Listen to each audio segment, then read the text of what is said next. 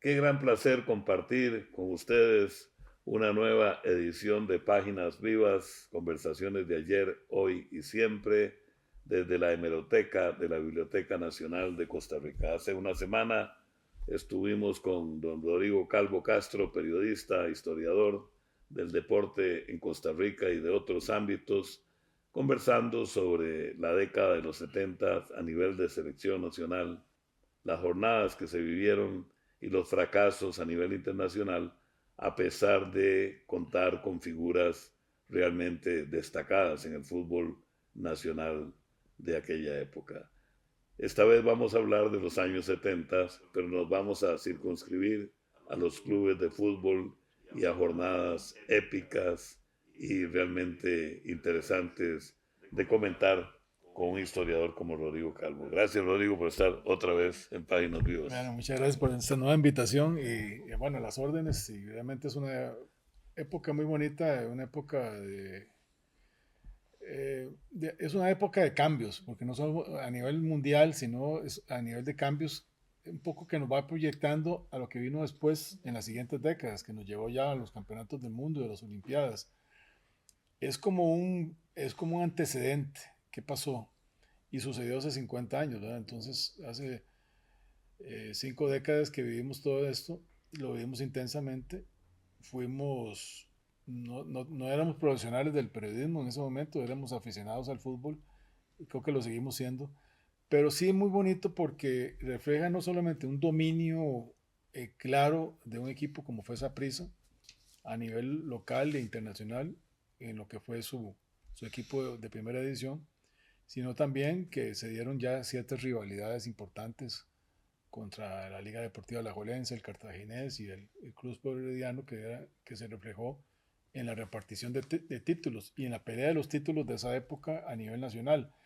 Y también se dio la participación, no solamente en la Copa de Campeones de CONCACAF, que es el torneo oficial de nuestra región, sino que se creó a nivel centroamericano el torneo, primero se llamó Confraternidad Centroamericana, y después se redujo el nombre a Torneo de la Fraternidad Que fue muy exitoso. Centroamericana. Fue muy exitoso, no solamente a nivel deportivo, sino a nivel económico. Curiosamente, participan solo 3 países. Digamos, Honduras no participa Panamá, no participa Nicaragua ni Belice. Uh-huh. Pero sí los principales equipos de Guatemala, El Salvador y Costa Rica. Como no, El recordamos partidos del Marte de El Salvador, Marte, el Águila,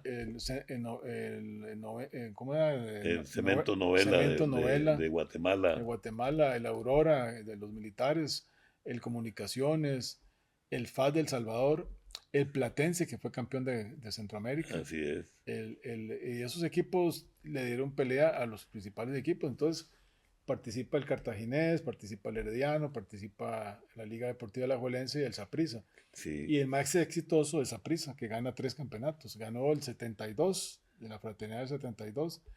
La final fue contra el Aurora de Guatemala. uh-huh. La del 73, que fue contra el Águila de San Miguel, que era un equipazo, ¿no? Sí, cómo no. Y la del 78, que fue ya una triangular contra Comunicaciones y el Cartaginés. Eso lo domina. Era prácticamente el mismo equipo que había ganado el campeonato del 77 con Joseph Carell y Uh-huh. que había culminado esa etapa de los 6 campeonatos. Claro, pero no nos salgamos No, no. del año 72 porque resulta que hablamos de un partido histórico que fue en febrero, cuando el Deportivo Saprissa empata con Santos de Brasil y su máxima estrella Pelé y un equipo de lujo realmente, 1-1 en el Estadio Nacional. Pues ya vamos a hablar del gol de Edgar Marín, Y recuerda que hubo dos partidos con el Santos en ese mes. Exactamente. Porque ellos viajan a Honduras y a Guatemala y regresan. Que prácticamente se puede decir que ya el Santos ha venido en el 59 y el 61. Y vino 2 veces en el 72, porque en febrero vinieron 2 veces. Ciertamente. Pero además, resulta que en 1972, el 27 de agosto, se inaugura el estadio Ricardo Saprissa. Se nos había quedado un poquito, no de lado, porque lo vamos a cubrir. Pero hablemos entonces de ese equipo, de esa década en la que en la primera parte, efectivamente, con los campeonatos del Saprissa del 72 al 77, los 6 campeonatos, más que el clásico Saprissa alajuelense, uno de los rivales más enconados del Saprissa fueron 2, el cartaginés y el herediano. Correcto, sí. Es importante porque, digamos, en la del 72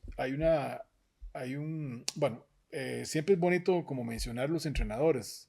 Los primeros 4 campeonatos es con Marvin Rodríguez. Sin duda, claro. Después cuando Marvin deja de ser entrenador de Saprissa, un binomio, Giovanni Rodríguez y Guillermo Coco Hernández, que eran 2 exjugadores del equipo. Y después que empieza la era de los checos en Costa Rica con la llegada de Joseph Carell, que gana el campeonato del 77. Entonces, efectivamente, se da esa rivalidad y hay un rendimiento casi del 80%, de entre el 70 y el 80% en el campeonato del 72. Prácticamente solo, creo que fue con aquel partido que perdió en Cartago con el gol de Juan León, o de Guido Peña, más bien fue Guido Peña, y sí. Juan León le para un penal, le para a Juan Gutiérrez Marco Rojas. A Marco Rojas. Marco Antonio Rojas. En el estadio Fello Mesa. En el estadio Fello Mesa detiene uno de los 2 penales que detuvo Marco Antonio Rojas en su trayectoria. Y fue a Juan León, ¿verdad? Y fue a Juan León. Y el gol lo ha seguido Peña, ¿verdad? Y el gol lo ha seguido Peña. Aquí tuvimos, por cierto, a Marco Antonio Rojas, a ese legendario guardameta Marquito Rojas, gran amigo.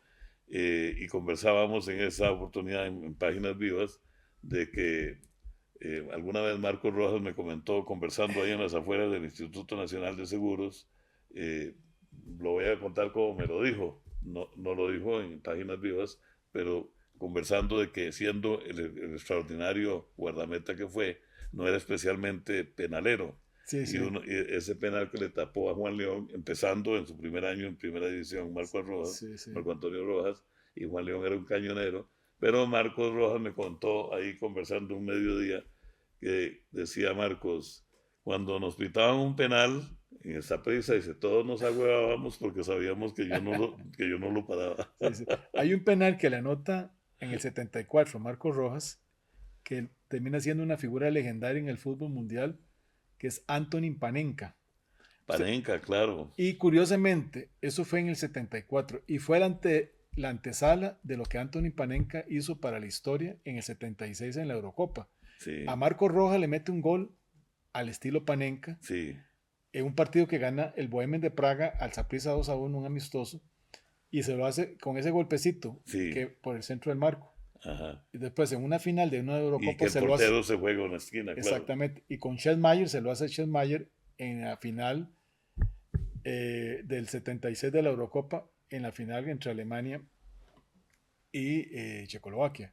Estamos hablando que eso se lo dio a Marco Rojas, pero bueno, nos estamos desviando un poco del tema, pero sí es bueno, porque sucedió en la década del 70. Así es, una década realmente. Ahora cualquier jugador en el mundo mete un penal de ese estilo y dice gol a lo Panenka. A lo Panenka, ¿cómo no? Bueno, a Marco Rojas, posiblemente en Checoslovaquia ya lo venía haciendo él, que nadie lo veía. Sí, exacto. Ya lo venía practicando, se lo hace Marco Rojas aquí en el estadio Ricardo Saprissa. Antes del bautizo mundial del Panenka. Antes del bautizo del Panenka en el 76. Claro.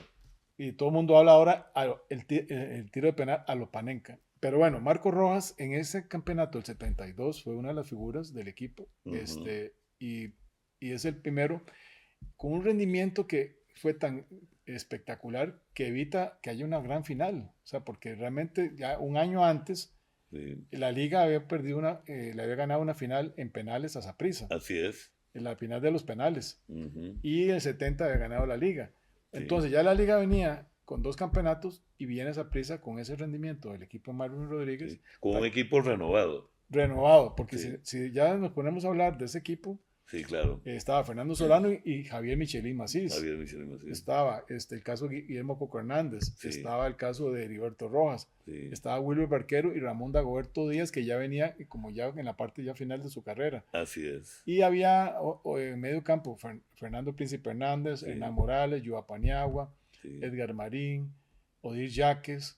Estaba, bueno, en su momento estuvo Flaco Chavarría, Chico Hernández, Luis Aguilar, después vino Carlos Solano. Sí, Carlos Solano. Después claro. vino Carlos Solano ya en otros campeonatos, Gerardo Solano. Sí. Entonces, mira, era un equipo, Roberto, usted lo recuerda muy bien, era prácticamente una máquina, es una máquina de hacer goles. Ganó 7-0 a Heredia, le ganó 8-0 a Punta Arenas, Sí, goleaba a todos los equipos, y eso fue con una diferencia de una semana. En una semana metieron 15 goles a Prisa, le metió 7 a Heredia y en el Nacional, y en el Hito Pérez le mete 8-0 a Punta Arenas, que eran buenos equipos de Heredia y Punta Arenas. ¿No? Eran muy buenos, claro. Entonces, ya ese equipo ya se vislumbraba con esa renovación que usted menciona con respecto al equipo del 71. Efectivamente, bueno, estaba ya en su etapa final ya Jaime Jimmy Grant, que era un talentoso jugador, un caballero además. Un caballero en el terreno de juego. Sí. Entonces eso ya después se repite en el 73, en una final contra el Cartaginés, en una cuadrangular final que estaba San Ramón, Cartaginés, Barrio México y Saprissa, y la gana Saprissa. A pesar de que Saprissa tiene que ganar el último partido del Cartaginés 4-1, que si no hubiera sido un campeonato para el Cartaginés. En el 74, efectivamente, la rivalidad fue contra el Herediano. Sí. Que aunque Saprissa gana las 2 etapas de clasificación, se da un hecho de que el gran rival de esa temporada y de gana partidos en esa Saprissa es el Herediano. Pero Herediano no puede ir a una final porque pierde los 3 partidos seguidos. Usted no recuerda, en una semana perdió con Barrio México, Limón y la Liga. Así es. Pero además, no podemos dejar de mencionar en Páginas Vivas de hoy, de los clubes en los años 70, en la década de los 70, al equipo Barrio México, sí, claro, con aquellas grandes figuras. Pero le llamaban el equipo Canela. El equipo Canela, que realmente extraordinario, no fue campeón, pero hizo una gran jornada en esa década. Vamos a una pausa y ya volvemos.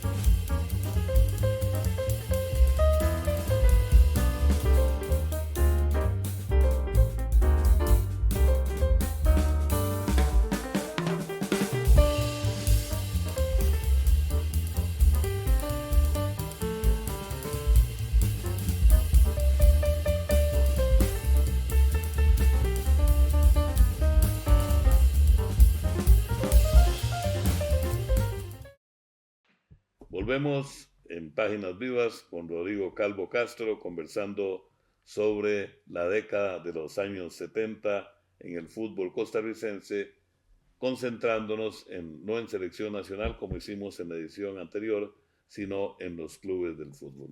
En la primera parte, Rodrigo, hablamos de aproximadamente del 70 al 74, 75, con el inicio de los campeonatos seguidos del Deportivo Saprissa y la participación destacada también el hecho de la participación destacada del Saprissa contra el Santos de Brasil en el 72 y la inauguración del Estadio Ricardo Saprissa el 27 de agosto. Pero tratemos someramente de hacer una cobertura de la siguiente parte de la década del 74 al 79. Sí, bueno, en realidad Saprissa gana el campeonato del 74, de hecho se lo gana un partido del Cartaginés ya como parte de las etapas de clasificación, pero no fue una final. Fue al final porque Herediano no logró completar la cantidad de puntos que obligara a una final contra Saprissa, que había ganado la primera etapa. Entonces al final Saprissa gana las 2 fases y gana relativamente con solvencia, a pesar de la oposición que tuvo Herediano, que hizo un muy buen campeonato. El equipo herediano dirigido por don Orlando de León. Ya el 75 eh, el que fue el cuarto campeonato que ganaba con Marvin Rodríguez, se da también una lucha muy fuerte con el Cartaginés, que Cartaginés gana la etapa de clasificación Sí. y obliga a lo que es una cuadrangular final, que casualmente están los cuatro equipos grandes. Ujú. Herediano flaquea, Cartagena flaquea, no, perdón, Alajuelense flaquea y se da una rivalidad con el Cartaginés. Pero al final Saprissa saca la cantidad de puntos suficientes cuando gana con un gol que yo lo he hablado con Hernán Morales, que yo en un momento le dije, ¿lo metiste con la cabeza? No, yo lo metí con el hombro. Frente al Ajá. Herediano, un cabezazo en El el 1 a Estadio 0 Nacional, el fue. 1-0 en el Estadio Nacional. Ciertamente, sí. Ya para el campeonato del 76 se da la salida de Marvin y llega el binomio que mencionaba de Giovanni Rodríguez y Coco Hernández, y en una ronda final, en un partido contra Ramonense, gana 4-0. Me acuerdo el portero ramonense, nunca se me olvida el nombre, Tabor, no sé si se acuerda Sí, Tabor. cómo no. Ujú. Y fue una noche mágica para el Saprissa, gana el campeonato. Y viene al 77, que ya es la etapa donde viene la etapa de los checos, que después viene Iván Brás, Josep Carel, bueno, Josep Carel es el que llega, Milan Kolar, Jan Postulka, ¿verdad? Que son la etapa del profesionalismo que se da Joseph con Bouska. Josep Bouska, que se da con los checos. Ujú. Pero el que le da inicio Josep Carel y le da un toque europeo, digamos, por decirlo de alguna manera, a esa prisa, no tan vistoso, pero sí muy efectivo, y termina yendo a una final contra el Cartaginés, un partido eh, con una actuación memorable con Marco Antonio Rojas y hasta con la suerte de Marco Antonio, porque algunos balones le pegan el poste y hay mucha neblina, y sacan un 0-0, digamos, con mucha punto honor, y se da el partido en el Estadio Saprissa. En un día que no es bueno para Rodolfo Bobby Álvarez, el portero del Cartaginés, Así es. que falla en la medición de un balón aéreo, un tiro de esquina, que no lo logra llegar, y llega Miguel Ángel Mancilla, el goleador uruguayo, que es el campeón goleador de ese Es torneo, una de las grandes figuras del y Saprissa en mete el ese. gol de cabeza, Sí, eh, ayudado por el viento, que se da mucho en Tibás, ¿verdad? sí. En San Juan de Tibás. Y el segundo gol es un gol muy lamentable, que es un remate muy fuerte de Nelson Bastos, que se le va entre las piernas a Rodolfo Bobby Álvarez. Y a pesar de que ese equipo cartaginés que tenía a Luis Baltasar Ramírez Zapata, el técnico Luis Borgini, estaba Ricardo Carreño, estaba Carlos Solano jugando con el equipo Carlos Solano, con el así es. cartaginés, pierden Sí. la final y la gana Saprissa, el sexto campeonato consecutivo. Una Ujú. hazaña que ellos pensaban un séptimo campeonato consecutivo. Claro. Pero Herediano logra montar con una visión muy empresarial de cuando llegaba de los empresarios cabezados por Isaac Sasso, logra montar un equipo muy fuerte. Contratan a Yuba Paniagua un año antes, que venía del Saprissa, viene Julio Gómez, Roger Álvarez viene de San Ramón, lo contratan de San Ramón. Odir Yaques, Odir ¿verdad? Yaques, que era entrenador y jugador Así al es. mismo tiempo, William Fischer Salgado, Carlos El Macho Vares, un equipazo de Heredia, y prácticamente arrasan con la etapa de clasificación. Punta Arenas gana la etapa, que era el equipo municipal Punta Arenas, un equipazo con Antonio Moyano Reina, Sí. y obligan a una final. Gana Heredia 2-0 el primer partido con 2 goles de Roger Álvarez, y después con un partido muy polémico porque la ganaba Punta Arenas con gol de Tomás Eduardo Velázquez, un tiro libre chanfleado. Viene Macho Montero, anota el 1-1, y después un gol muy polémico que él lo dijo, sí, sí, yo lo metí, pero la bola me pegó en la mano, fue que se la Ajá. acomodó con la mano, yo Ajá. estaba en el estadio, ¿verdad? Sí. Y mete el segundo gol y el árbitro no pitó, y ganó Heredia 2-1, un 4-1 en el global. ¿Quién hizo el gol con la mano?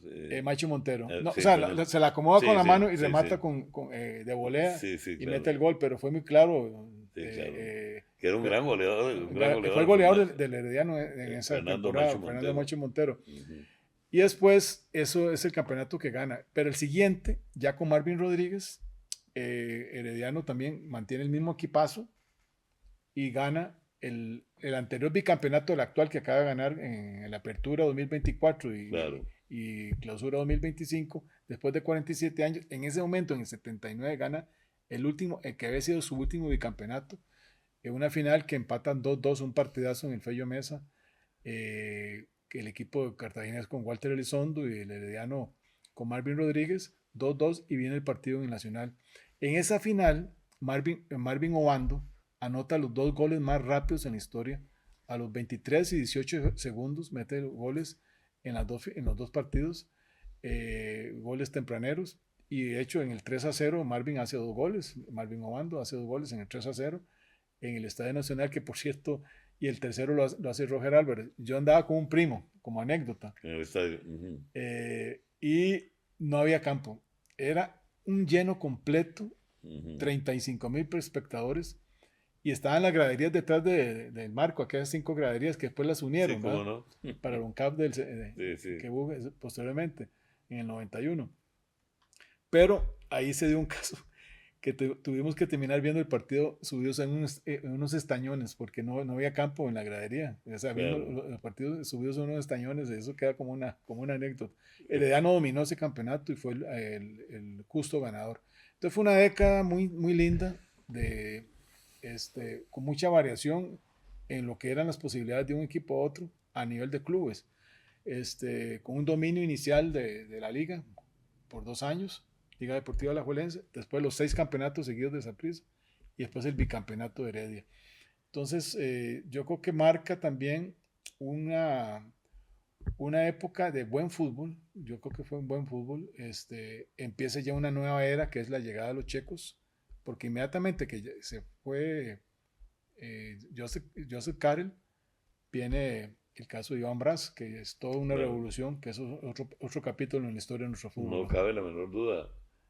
Iván Ras marca una época decisiva en una liga deportiva alajuelense que le fue muy mal en el 78 y en el Casi 79. desciende, ¿no? Casi desciende. Terminó descendiendo Guanacasteca, que por cierto trajo a un jugador que acaba de fallecer, Julio César Pocho Cortés, ¿Cómo no? que es el de mayor currículums Sí.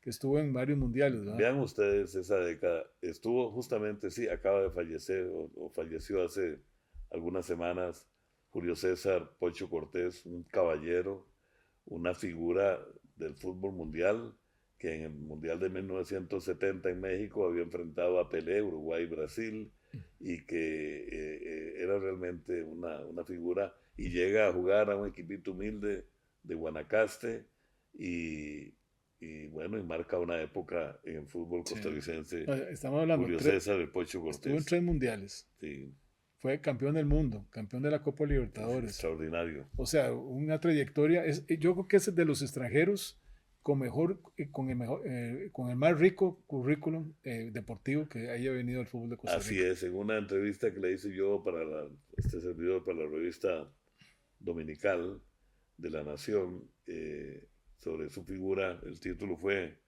La Celeste en el Alma, sobre su categoría, sobre su trayectoria. Él comentaba que cuando llegó a Guanacaste, pues él creía que llegaba a un equipo de la primera división de fútbol profesional y empezó a entrenar allí en el estadio Chorotega y que le dijo a Orlando de León que lo había contactado y que era el técnico de Guanacasteca.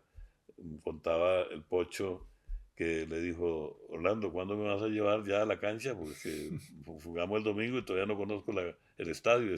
Y que Orlando le dijo: pues este es el estadio. Y luego dijo el Pocho Cortés en esa oportunidad que, a pesar de que las condiciones profesionales futbolísticas no eran las mejores, decidieron él y su señora esposa quedarse por el trato maravilloso que la gente de Nicoya les dio. Sí, de hecho, él termina sus días como futbolista con Guanacasteca, porque ya después pasa a su etapa como entrenador, Así es. que fue muy exitosa, sobre todo en Guatemala, pero ese hecho que estuviera un par de temporadas jugando con Guanacasteca, yo es de las cosas más bonitas, ¿verdad?, que se marcan Así en la es. historia de nuestro fútbol, ¿verdad? Así es. Un extranjero que vino al país, que hemos tenido la visita y la participación. Podríamos hacer un programa de los extranjeros en Sí, Costa sí, Rica, correcto. destacadísimos y que conviven incluso con nosotros, pero en un tiempo en que se hablaba también de paquetazos, como Teleco. Teleco, sí. Es decir, don Julio César Pocho Cortés vino a dignificar el fútbol profesional en Costa Rica y a ratificar el fuste, la categoría internacional que tenía de gran figura Sí. en lo futbolístico y en lo humano. Al final Guanacasteca desciende y viene la liga y se mantiene, digamos, ahí tambaleando, pero la llegada de Iván Bras, que usted mencionaba anteriormente, le da un giro totalmente a la liga, que lo llega a impedir que Heredia gane el tricampeonato en el 80 y gane la liga, pero eso ya es otra historia. Pero sí, esa llegada en el 78, finales del 78, de Iván Bras, es un cambio revolucionario en el fútbol de Costa Rica, en la forma profesional que él asume ese equipo, inclusive con entrenamientos varias veces en el día, algo que no se entrenaba en esa época con la rigurosidad que lo hizo el profesionalismo que lo hizo Iván Bras en Costa Rica. Sin duda. Y bueno, se nos quedan figuras, ¿verdad? Es que necesitaríamos incluso un programa completo para hablar, por ejemplo, de Orlando de León, ¿verdad? Claro, que llega a Escazú por amistad con Napoleón Macís, hijo de don Álvaro Macís, se vincula a Ramonense, que viene Telmo Blanco, recuerda Telmo Blanco. Pereira, eran tres figuras, Jorge Santos, Telmo Blanco y Víctor Pereira. Y hace una maravillosa jornada en San Ramón durante el 72, 73. Y Cartagena trae a Jorge Caritas Alves, Marco Antonio El Pato García y Gregorio Tito Silva, que fue otra época. Tres uruguayos, sí. O sea, digamos, si uno habla de los extranjeros que vinieron también fueron muy buenos, como aquel también Mantegaza, Luis Alberto Mantegaza. Otro uruguayo. Luis Alberto Mantegaza, que pasaba muchas veces también, era muy bueno, pero se lesionaba con mucha frecuencia. Entonces aquí le pusieron, que eran los memes de entonces, le pusieron Mantegaza, era el apellido, le pusieron Monte de Gaza, porque pasaba pero era muy talentoso, Pero bueno, los dejamos a ustedes y nos quedamos nosotros aquí conversando de fútbol. Han sido dos programas muy particulares, muy diferentes.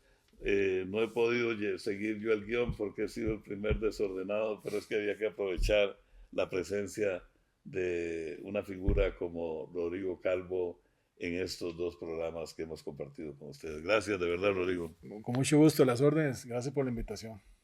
Y bueno, como siempre, gracias a ustedes. Les esperamos en la próxima edición de Páginas Vivas. Gracias a nuestros compañeros Flor Quesada y a Cristian Arce y a todo el equipo de la señora Laura Rodríguez en la Biblioteca Nacional. Hasta la próxima.